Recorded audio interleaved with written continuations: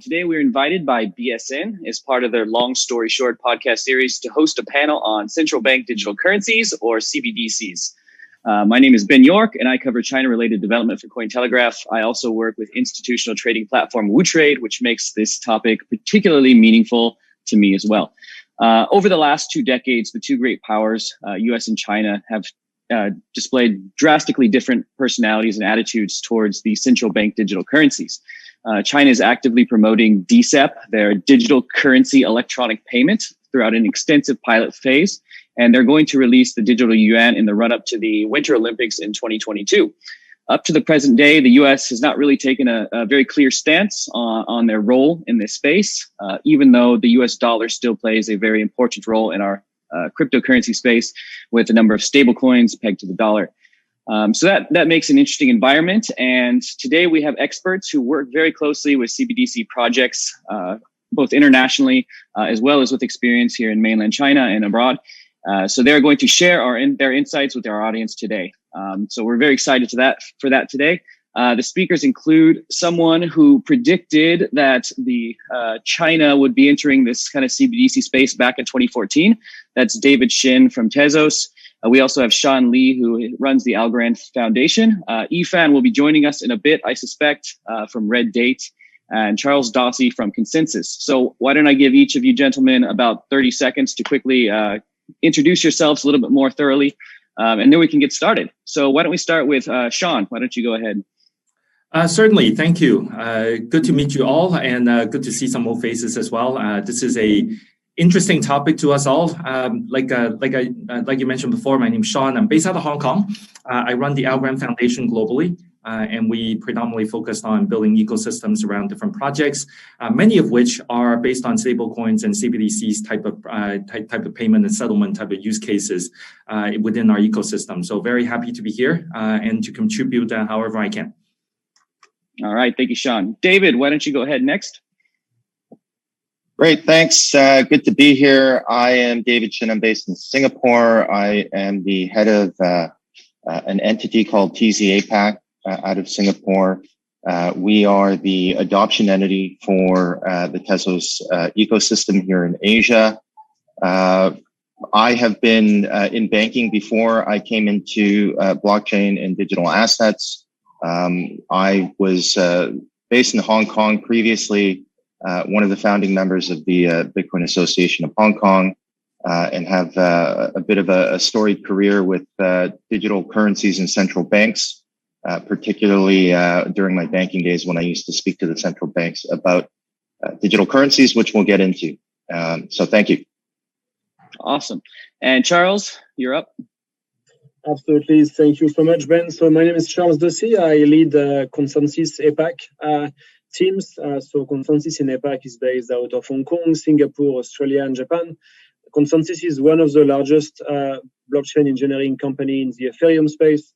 When it comes to CBDC, we've been fairly active here in APAC with jobs currently ongoing with the Reserve Bank of Australia. We also work very closely with the Bank of Thailand on a retail domestic CBDC. And we are currently also working with the HKMA, the BIS, PBOC China, and CBUAE on a multiple CBDC bridge, which is probably one of the largest projects for 2021 after the Chinese CBDC.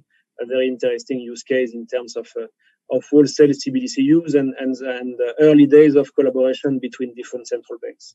And before joining Consensys, I was with the Hong Kong government as head of fintech.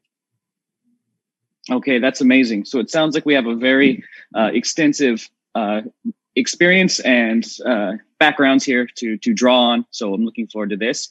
Why don't we jump right in and just start with the first question that I have for you today about let's kind of set things up for people who maybe are not so familiar with CBDCs. But why are governments so keen on CBDCs, and what is the problem that it is solving? I think anyone here can jump in if they have this. So let's try to keep the flow real natural. And yeah, anyone want to take this one? I can jump in.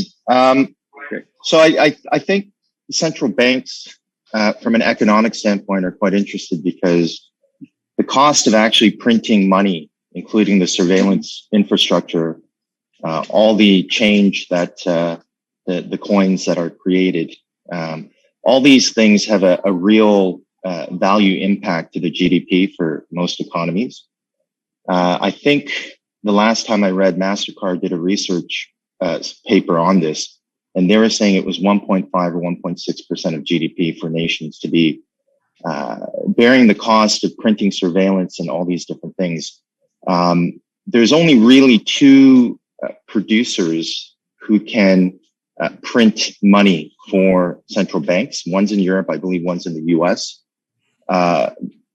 So the amount of intellectual property that's behind these organizations to be able to print currencies for these countries, it's basically with two organizations. And so it's really, I think, put into a position where governments really, it's not a free market. There isn't a lot of competition. There's no cost competitiveness. And so they're held hostage, I think, to these two suppliers. But having said that, more importantly, I think when you think about that and you also think about the cost of, let's say, copper in pennies or aluminum in, let's say, the Japanese 1 yen, as an example, as these commodities, as these metals go up in price, it no longer becomes feasible for the governments to be producing this.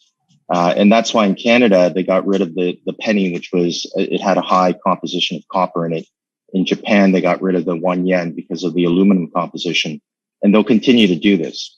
On the other side of things, the Bank of England, I think in 2014 or 2013, ran an experiment where they basically took a carbon copy of their 2013 GDP. They took out 30% of the money supply, and they they replaced that with digital currency.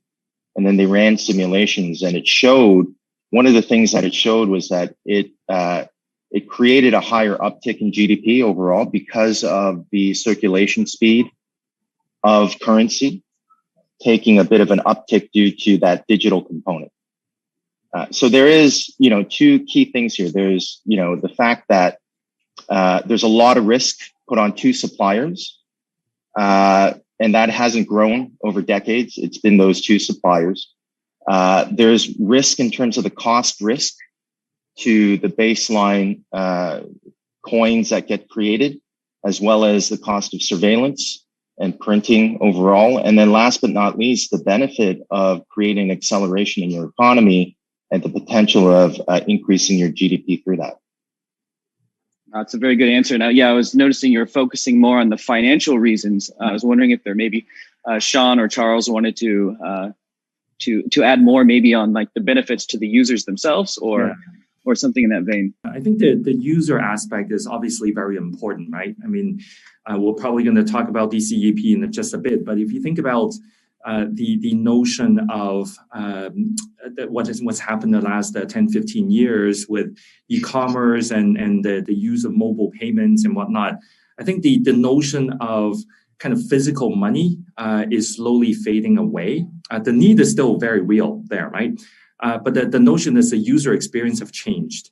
And those of us that are in more developed countries, we don't think twice, but now starting to swipe, even our Octopus card here in Hong Kong is already embedded in Apple Pay, and you can literally walk around anywhere. And obviously in China, that's already been the case for quite a few years. So this notion of digital money, whether it's a digital form of physical money, or in the case of CBDC, which is something a little bit different, from a user perspective, a consumer perspective, they're probably not going to see that much of a change. And I think countries that have really adopted the digital and mobile drive around monetary usage, those are going to be having a much easier time from a user adoption perspective than the ones that are still relying on physical money and also perhaps credit cards as well, right? So this notion of user adoption is quite important. We can talk about regulation all we want, but if there's no user using it, then it still becomes a system that is only pegged towards a certain market or a certain type of user. And if you want wide adoptions, you need people to have that mentality. And we could see, even the Chinese government now, obviously they're one of probably the forerunners around actual deployment of a CBDC-like type of digital currency. But you can already see them running pilots in Shenzhen and Shanghai and where you are, Ben, right?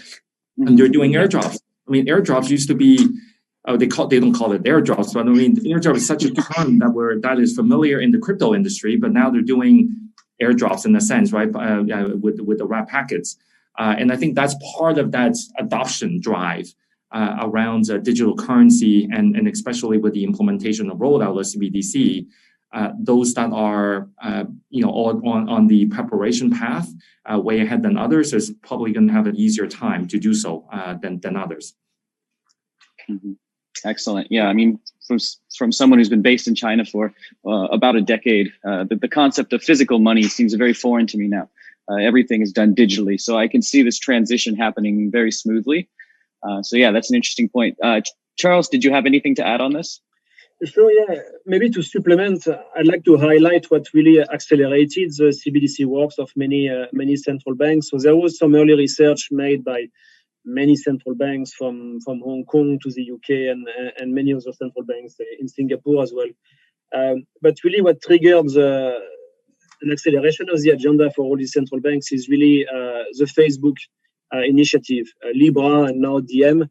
And what it brings on the table is the concept of private money, and private money became much more a challenge, a possible challenge. Thinking that this giant of e-commerce or the giant of mobile payment could actually starting to issue their own currencies, and this would actually disrupt monetary policies and all the stability mechanism central banks usually use, right? So that was a big threat, and I think it has really accelerated all the topics on CBDCs. And maybe to complement what was discussed earlier, we see three different types of CBDCs initiative currently. So you've got the wholesale CBDCs, which are M0 money moving between central banks and commercial banks. So that's a very big topic. The CBDC project here in Hong Kong is one of these examples. You've got the cross-border use cases. So looking at how central banks' digital currencies using blockchain as a settlement network could facilitate and accelerate cross-border. Cross-border payments are very complex from a regulatory, from a compliance perspective, and that's where some of the technology of blockchain brings really strong value propositions. And the last one are the retail CBDC, which were discussed earlier. So we see about 80% of central banks today building or very actively researching CBDCs, and really the catalyst for this new wave of innovation has been Facebook, in my opinion. Excellent.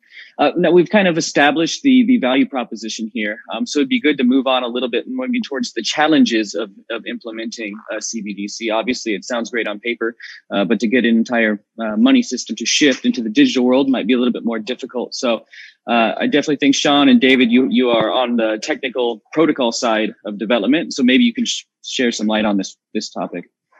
I can start. So this is, sorry, Ben, the question is about trying to get people off paper and onto digital. Yeah, just the challenges of CBDC implementation. Yeah. Look, I mean, anytime you mess with people's money, if, especially in places like the US, the word guns start coming out, and there's a high risk of paranoia that gets generated. We have seen this before in India, when they got rid of one of their notes completely. We've seen it in Greece. We've seen it in other parts of the world, in South America. I think, it is very risky to manage such a proposition, and the governments who are looking at doing this have to do it in the right way. I think China has done a phenomenal job in, number one, preparing their society and civilization to really get used to digital, allowing for Bitcoin and crypto to kind of be used across China, but also in a way where they're able to monitor and control it. But that experimentation phase, I think, was necessary for the PBOC to be able to monitor that interaction with various different users within China. And that ultimately led to them getting into this final phase where they prototype they POC, and they run basically beta tests, right? So to answer your question in a long-winded way, I would say China has probably done a really sort of the best you can do, I guess, way in doing this, and then ultimately getting to roll this out into mainnet once all the testing works out. I think from a communication standpoint, they've also done a good job in incentivizing people to want to test it. And then using sort of the Olympics to be the earmark for them to go live. I think it's all brilliant in terms of the PR, marketing and whatnot. So yeah, I mean, the other parts of the world, especially the West, I think they're going to get challenged because once you start talking about possibly money in the bank that people hold being potentially challenged by some other money, I think that's going to cause a lot of paranoia. So it will be interesting to see how they handle it. Clearly, because it's not the same political structure or model as China, it will be challenging, I think, for them to do. But as I understand it, I work with the Stanford FDCI guys, so I advise them for Asia. And this is the group, FDCI stands for Future of Digital Currency Initiative. This is a group that works with government. They work with Libra. They work with all these different organizations. So as I understand it, they are discussing things. And I think that's one of the big challenges for them, right, is to ensure that when they do communicate and roll out, it's done in a way where it's not causing too many ripples. Okay. Yeah, that's very interesting. Go ahead, Sean. I'd like to echo what David is saying and a little bit more, maybe less so about the technology. I know you were pointing to the both of us as being from kind of protocol projects. But if you really think about it, given the geopolitical environments that we live in today, which looks very different than 5 years ago, there are going to be some very interesting developments that you see from a global kind of GBDC development perspective, right? You have countries where they're pretty much all looking at each other's thing and trying to see what each other are going to do. You have bigger countries that very often already act as the global reserve. There's much less of a immediate need for them to actually jump into this. It's probably more defensive than aggressive, right? Than offensive. And then you have the European Union, where it's made out of a union, right? So it's a little bit more difficult to really look at that in a holistic sense, because there's so much that needs to be discussed and negotiated and agreed upon. So that's why you see countries like China, as David was mentioning, a bit of a different political structure. They can roll things out in a much more kind of elaborately planned ways. We obviously we often hear about the 5-year plan, the 25-year plan. I mean, these things are planned out long ahead. So they're able to really go through these process and then mark them down with specific events like the Olympics that David was saying before, and use that as a trigger point to not only get the domestic citizens or users to adopt the system, but also potentially the international ones as well. And then, of course, we all know about the Belt and Road and the type of facilitations that they're doing, with various different financial instruments and products, and that makes for ready to go use cases with CBDC rather than purely just a digital currency, right? It is an infrastructure. It is an infrastructure that's built on different layers of infrastructure that's been laid out, many years ahead of time. So I think you're going to see various different global initiatives. Obviously, I know Tezos and Consensys, and obviously on our side as well, we're all working on various different CBDC proposals and implementations in that regard. And I'm sure we can all kind of share stories around how differently they all look, from the smaller island countries to the larger ones where they are part of the trade flow, and the type of constraints and various different considerations that they need to think about. So I think this thing is going to take some time to play itself out. I think all eyes are indeed on DCEP in China in terms of how that's going to get rolled out. But at the same time, don't discredit a few of the announcements recently when the FCC talks about the usage of USDC, right? While that is a stable coin and not a CBDC, endorsements like that, maybe not endorsement, but the announcements like that certainly move things in a certain direction as well. And I think it's fascinating to see how it's all going to get played out. Excellent. Charles, do you agree? Absolutely. There is so much to touch on. Looking forward to the next questions and conversation. Okay. Yeah. No, I think because we're spending so much time on China, I think it's a good time now to just ask, how do you see this implementation actually rolling out over the next year and a half towards the Winter Olympics? And how does it compete with like the private companies such as Alipay and WeChat Pay? Will these be competitors for each other, or will DCEP roll them over, or will it become more of a commercial bank type infrastructure, as Charles touched on before? Anyone have any predictions? I can jump in. I mean, I think on shore there will be no issues. If the party says this is the currency to use, I think that's just what's going to happen. It's a matter of just ironing out the implementation kinks, because it is technology that people are touching, and that's why they're doing the various different pilot tests at the moment. For me, I think the more interesting aspect of all this is their plans to use the digital renminbi more so on an international level. So anyone who follows the financial markets and the financial news, we all know that there are many countries, including China, who are very much looking to de-dollarize. That process of de-dollarization has not been easy in the past. It was never really going to work to try and make the current renminbi a competitor to the US dollar on the global stage. And the European Union would never try and challenge the US dollar, even though they don't, even though they have their own conflict of interest with, certain counterparties like Iran, and, not being able to trade with them because of the US embargoes, which means that they can't meet in the global economy using US dollars. So anyway, to go back to that, just from my own personal discussions from the past, I do know that there is a high degree of interest initially in creating this as a part of the de-dollarization strategy. But you have to, if you want to de-dollarize, you have to get the rest of the world to use your currency.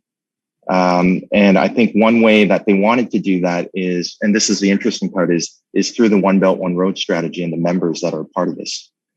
I was in discussions with certain people who were at SWIFT, aren't at SWIFT, I won't mention names, who still consult the PBOC. What I've gathered is this is their way of creating supply and demand for a parallel SWIFT market. And they have AIIB, which is China's version of the World Bank, supporting this and backing this. And so I personally think that part gets very interesting as a part of the implementation. I know we're focused in on retail users at this point and institutions, but that's a little clearer, that's a little more obvious. So I thought it's worth mentioning the parts that I think aren't as clear and transparent, but I believe that are the most strategic to the DCEP. Yeah, that's interesting about the de-dollarization. I remember maybe a month ago, some prominent U.S. politicians were mentioning that digital currencies, including even Bitcoin, maybe be used as a tool to destabilize the dollar's kind of grasp on the world economy. So that's something interesting to look at. Maybe we'll move on to a next question here, just so we can keep the topics rolling. I want to focus a little bit more on the technology. So maybe, Charles, you can give us some insights on, well, obviously DCEP, it's not using blockchain in the sense like Bitcoin that we're very familiar with. So how does that technology look? And I mean, do you see other countries, as you advise other countries or projects, to take a similar role to DCEP, or to use maybe something more public, such as what Algorand or Tezos are offering? So what we see is we see different phases, and different central banks are stand at different stage into the exploration of CBDCs. We see some group of central banks looking at the use case first and not focusing on the technology. I think finding a use case for CBDCs and making sure you trigger a migration from the legacy system to the new payment system is very important. The market will remain free to use cash or to use SWIFT or to use whatever. So you need to find a good product market fit. So there is groups of central banks really focusing on the use case. Some other central banks have been spending sometimes years to evaluate the technology portfolio which is available. So they go on different type of blockchain. It's a very hard exercise because the technology is complex and the technology is moving very fast. So whenever you finalize a research paper on the technology 3 months down the road, it's probably fairly outdated. What they really are looking at is technologies which are ready for production right now. And what it means ready for production is it doesn't mean a blockchain which is functional. Ready for production to enter into a banking system. Ready for production in terms of ecosystem of vendors around the technology. To make sure they don't find themselves locked with a specific tech which has a limited ecosystem. So it's very important to capture that they don't look at CBDCs for like faster money or anything like this. Essentially, a CBDC is like a national infrastructure. It's highly strategic. So they need to progress step by step, and they need to make sure that if they choose a technology, it's, I would say, old enough to be proven. There is an ecosystem around it. So if there is suddenly 30 or maybe 150 banks who wants to integrate with this technology, is there an ecosystem of vendors? Is there enterprise support? So some within their assessment, central banks will start to look at this. And what they look for also is essentially a network effect, which is already proven.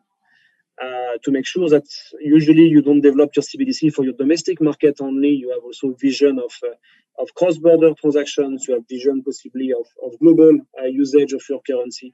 And then it's very important that you don't find yourself isolated with one technology which is not compatible or not aligned with the choices of your counterparts. So it's a very, very complicated exercise, honestly, for central banks, because there is all these things going together. So product market fit, and defining the use cases of CBDC to kind of guarantee the adoption later on. And later choosing a technology which is ready for production and enterprise, and that's complicated as well. And an ecosystem which will not lock you with a specific vendor, or a technology which might have a path of growth or a path of development which is maybe have a dependency on funding or dependency on actors which are not exactly aligned with the agenda you have as a central bank. Interesting, Charles. And do you see DCEP checking a lot of those boxes that you mentioned before? Are they meeting the requirements that you just hinted at? I think the DCEP strategy and the PBOC strategy in terms of developing their CBDC is actually extremely pragmatic and extremely smart, as we often see in China. So instead of taking a decision today on one blockchain, which is a very hard blockchain, very hard technology choice, right? Like maybe Tezos is ready today and will be even more ready tomorrow. Or maybe Algorand has a very strong feature and is doing fantastic for some use cases. And maybe Ethereum has the momentum, the community. So it's a very hard choice. I mean, all these technologies have a say in many conversations. So instead of choosing a technology, they choose one way to say, okay, there will be a token. Remember that ECNY, DCEP has been replaced by ECNY now at government level. So there is a token, and this token can live into multiple environments. And it's not really the role of a central bank to pick a technology. Central bankers are not technologists. So I think Chinese are very pragmatic here to say, okay, we want to kind of reset our payment markets. There was some very strong players, and you need to make sure that the payment market in China was more inclusive and remain competitive. And it's hard to choose a technology, so we're going to choose an architecture, and this architecture can be implemented the way you want, more or less. So with these three different poles, like one coin and three different centers for identity, for AML, and for accounting, essentially. And then you choose if you want to implement it in a central database as Alipay, or if you want to implement it with another technology of your choice. So I think it's extremely pragmatic. The big question is, how do you go overseas with this kind of architecture? So that's another topic. It's interesting to see that the Chinese have chosen to tackle the CBDC topic starting from retail, which is exactly the opposite of most of the other central banks, which start from wholesale CBDCs, because the use case is a big use case, but the number of actors on wholesale is more limited, and they are licensed with you as a central bank. So very, very different approach. So I guess there is a lot to learn over there, and very pragmatic. That's why they get probably ahead of many. Okay, very interesting. Well, it wouldn't be fair to talk about the technology without giving Sean a chance to jump in. Why don't you go ahead, Sean? I mean, actually, I was going to say, what Charles is saying is exactly accurate, right? If you look at the way that China is rolling this out, it actually mimics. I know we don't have Yifan here yet, but if you look at BSN, BSN is a multi-chain environment, right? It gives the user the choice to build the applications on whichever chains that they choose. Now, obviously, there is a difference between BSN in mainland China versus BSN international, but the goal there is to still be acting in a multi-chain environment. So I think that is a smart move on the BSN side, but also on the Chinese rollout of ECMY or DCEP. I mean, I think it opens up a lot of innovative opportunities for both the institutions as well as the technology startups to really think about what they want to do, how they want to do it, and who do they want to work with, and the flexibility to move from one to the other. And I think that's quite important. And if you think about CBDCs, we would like to think that the most successful CBDCs are both open source and also open access. Now, some CBDC may have one or the other, and they prioritize one over the other. But in the longer run, we would probably think that both open source in terms of its implementation, but also open access, thereby allowing partners, especially the commercial banks of the world, to be able to integrate into the network would be quite important. So it remains to be seen how ECMY and DCEP is going to get rolled out. And it also remains to be seen how other CBDC implementations are going to be rolled in that regard as well. Certainly not all implementation, as far as we can see, are open source and open access. I think more people talk about open access than open source, but I mean it really depends on the goal of the specific entity that are going through this, and also the user adoptions, whether that is actually required or not. So it remains to be seen. Okay, and David, anything to follow up on this topic? I generally agree with the guys. I think it's it's pretty clear that the DCP is going to be running through BSN. My understanding is it's going to be the gas, the network. I think that's part of the strategy, right? I mean, the government's got to take revenue somewhere, whether it's tax revenue or others. I kind of see this going down the path for most governments, including China, where it gives them an opportunity to tax transactions and have it in a way where you can't squirm out of it. If you have a peer-to-peer transaction that happens over network that is running, DCP as gas, you're going to have to pay that gas to the government. And they could call it a digital transaction tax or, some small micro fraction that comes off. But when you think about, billions and trillions of transactions per day, per week, that could be a lot of revenue for governments, which is a very strong focus given the amount of fiscal spending they've been doing because of COVID. Right? There's gaping deficits in GDP right now for every country. They need to fill that up. So, I see that happening. I see, the new digital currency being a good way of, dealing with inflation as well, which is something that is very important globally.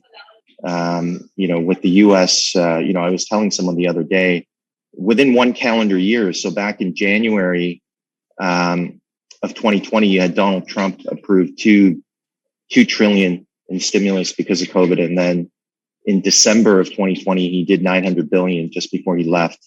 And then Biden comes in, I think it was the end of January, where he approved another 1.9 trillion. So within a calendar year, you've got basically 5 trillion that's going to get printed. And that, we're talking Zimbabwe there, right? I mean, we saw what Bernanke did, printing just a fraction of that and doing QE in 2008. And I look at these financial data points quite closely. M1, M2 money supply in the US grew about 30% off the back of 2008 QE. And over the last 10 years, we've seen what that's done to the markets. There's been a lot of, raising of cheap cash and then corporate buybacks where they're buying their stocks back, which is why the US markets have been defying, the laws of gravity. More cash is just going to do more of that. So that bodes well for scarcity in the digital economy. I think that's what's propelling a lot of the Bitcoin buying as well. But having said that, this is really digital assets, digital currencies, regardless of whether it's, issued by a central bank or issued by an institution, or if it's issued by a network. I think it all bodes well with inflation coming. Yeah, that's interesting. Some of the topics you brought up there, like taxation, I think some of the early Bitcoiners will be rolling over, thinking about how digital currencies will be, empowering governments on that side. So maybe we can move on to the other elephant in the room, since we've been spending so much time talking about the China situation and the US. Why do they seem to be taking such a reluctant or passive stance towards CBDCs? And maybe you have some more insights on this. So if anyone wants to jump in and take this question, I know that David's been brave in the past. If anyone else wants to take it as well, then we could go ahead and switch to the US. I'll take a very quick stab first. I think David covered this Okay. already. I mean, they are the number one, US dollar is the number one global reserve currency. And it dwarfs every other currency out there, right? From a percentage perspective. So when you're already in the dominant position and basically everyone needs to settle in USD more or less around the world, the need to actually go there is much smaller, I would think, than the other currencies that are trying to play a catch-up game. So this is really where, like I mentioned before, it's more of a defensive play. The notion of them going down that path.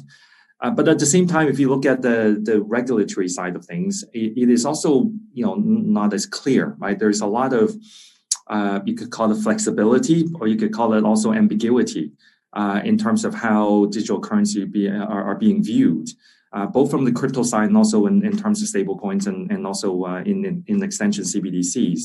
So until that is worked out, I think the US is could be fairly comfortable sitting in their position, being very dominant with the US dollar, and be able to continue to work in the global monetary system, versus the other countries, especially cases like China, where they're trying to fight an uphill battle. So the need of creating that in a much more rapid manner and building that out via national and international initiatives like Belt and Road becomes important. So I don't think they're taking a backseat, right? I'm sure all three of our organizations are involved in various different CBDCs initiatives, especially in the US as well, in discussion. And there are lots of talks, lots of papers being written, lots of research being done. But do I see, this personal opinion now, do I see the US, pushing forward with a US, official CBDC anytime soon? I don't. If I'm them, I don't see the need. They can slow roll it and actually see how DCEPs are rolled out and implemented and adopted. They could see, the euro and others and take a back seat and then maybe do an even better way of implementing it, or maybe not implementing at all. I mean, you never know. That's my personal view, but I'm interested in hear from David and Charles on that as well. I tend to agree with you, Sean. I think being a fast follower is a very strong business strategy, and for this kind of fringe technologies and choices, you want to see maybe some people burning their fingers, making some experiments, and deploy when you feel you're ready. I've got a different view. I actually think they are working on this very discreetly. I'll give you an example. I was told by somebody who gave President Biden and Kamala Harris a debriefing once they won the election on the state of blockchain and CBDCs globally.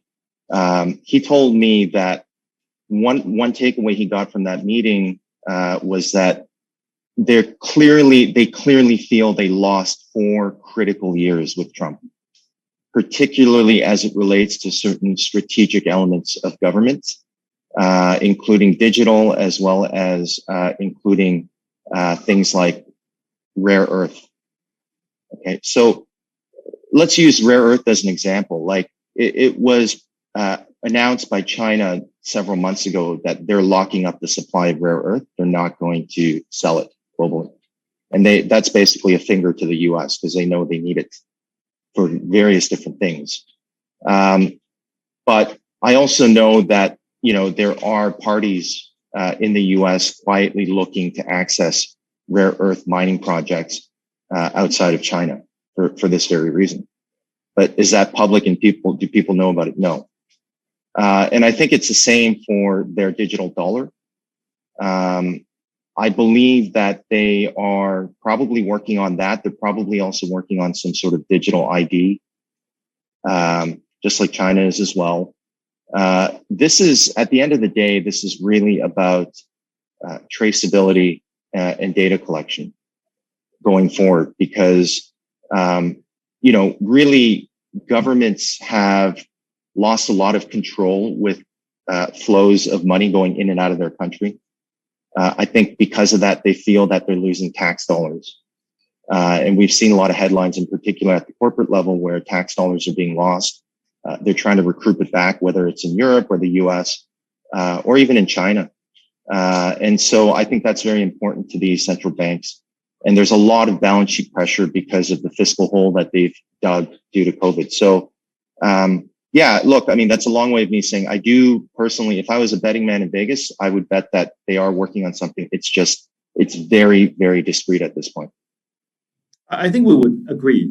They're definitely working on that. Otherwise, there wouldn't be so much research done on it. But it's the speed at which whether they will roll it out faster than they need, earlier than they need to. I think they're probably the urgency may not be as much. Just again, my opinion on that. But I agree with you, David. They're definitely working on it. That's for sure.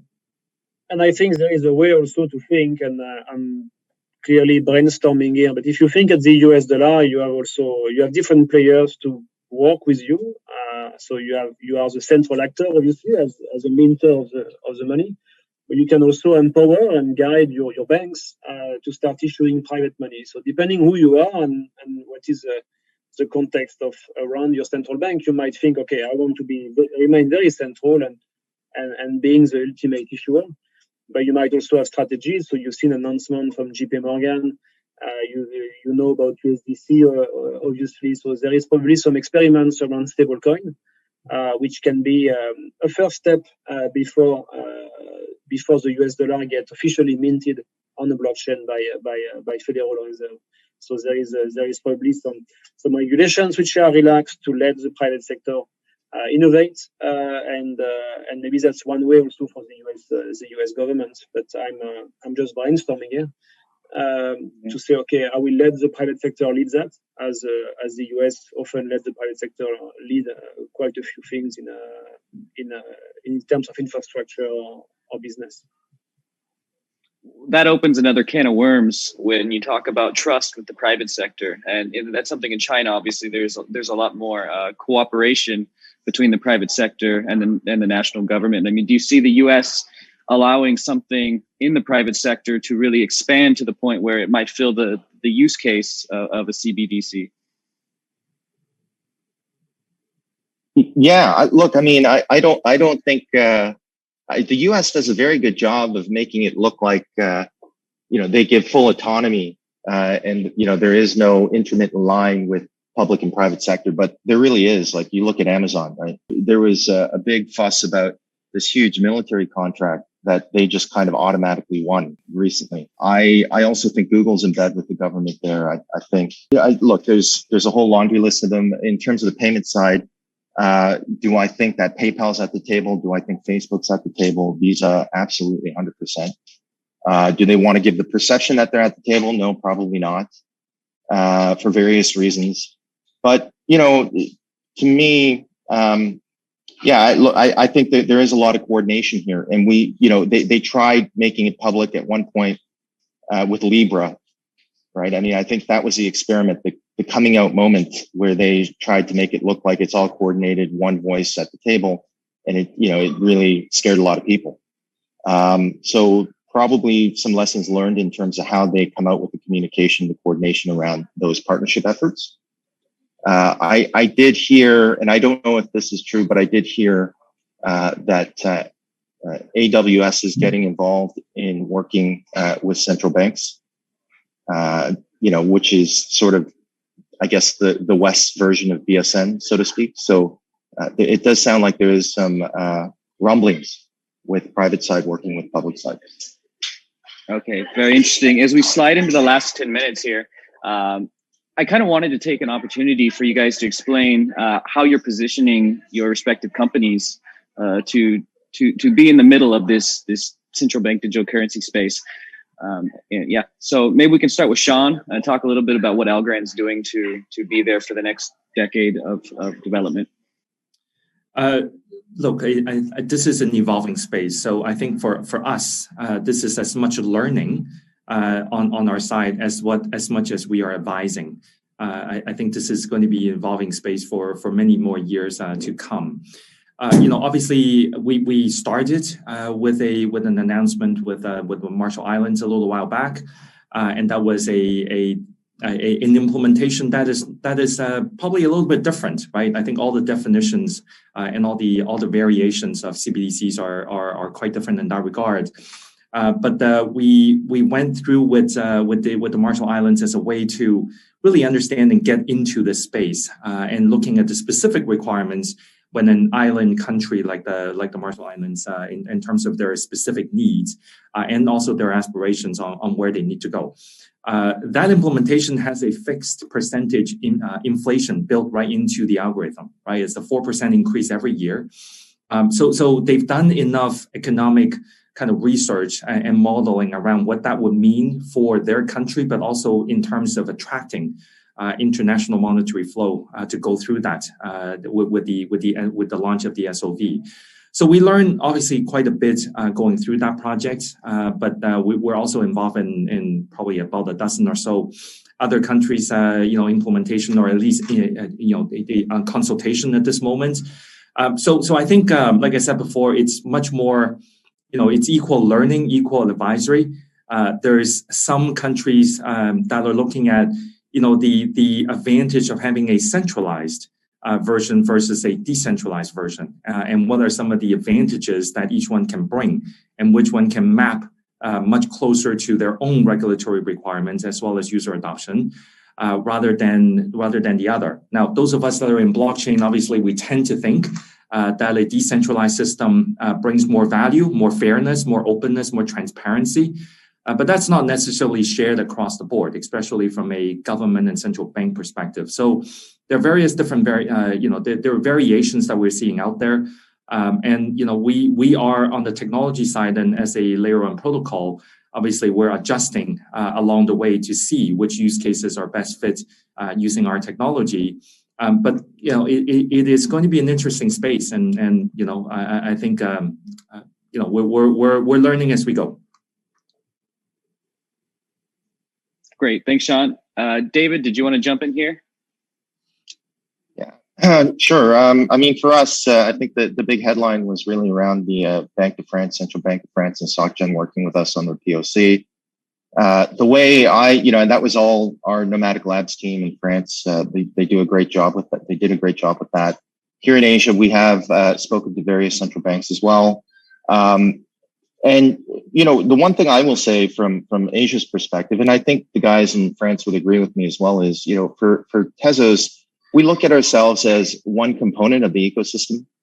And that, we kind of view ourselves as more the manufacturer.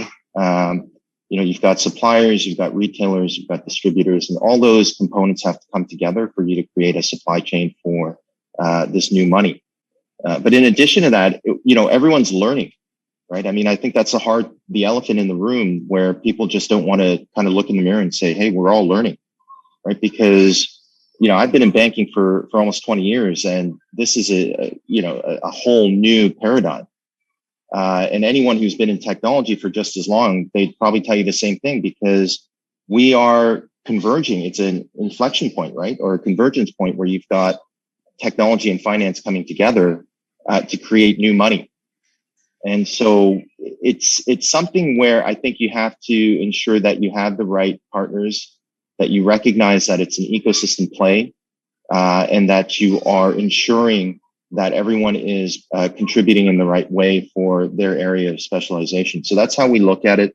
And what that all means in practice is, when we're at the table, we want to make sure that if we have other partners that have worked with us in the past, whether it be a bank, whether it be a licensed fintech, whether it be a law firm, that we're bringing these right partners to the table to ensure that whatever the solution we're providing is there's a holistic view, rather than us trying to come in and say, this is how you should look at this and do things.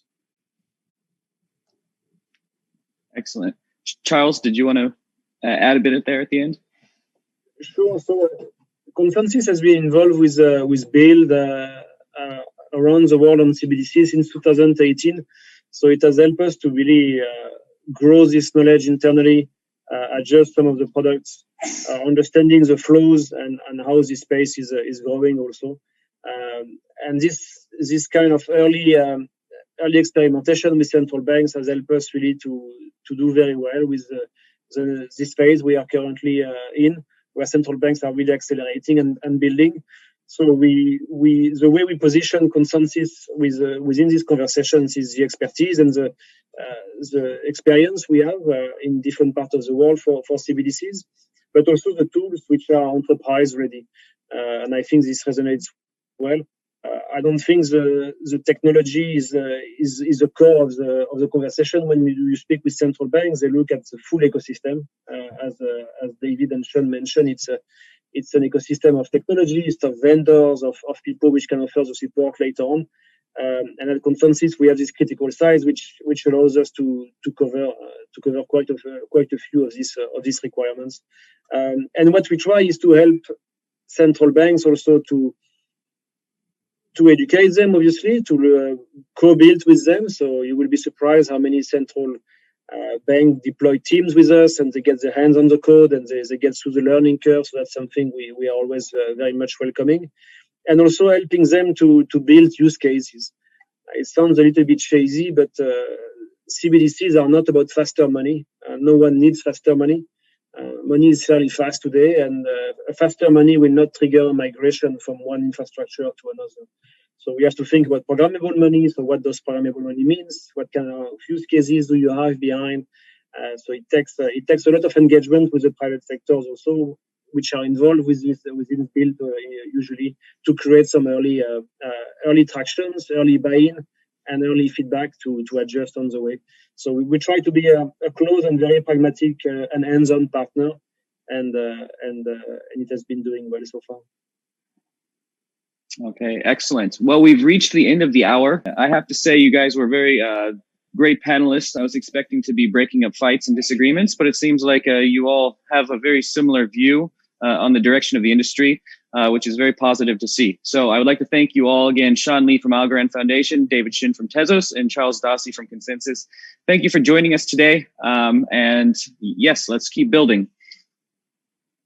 Thank you. Cheers, guys. Bye-bye. Okay. Bye. Thank you.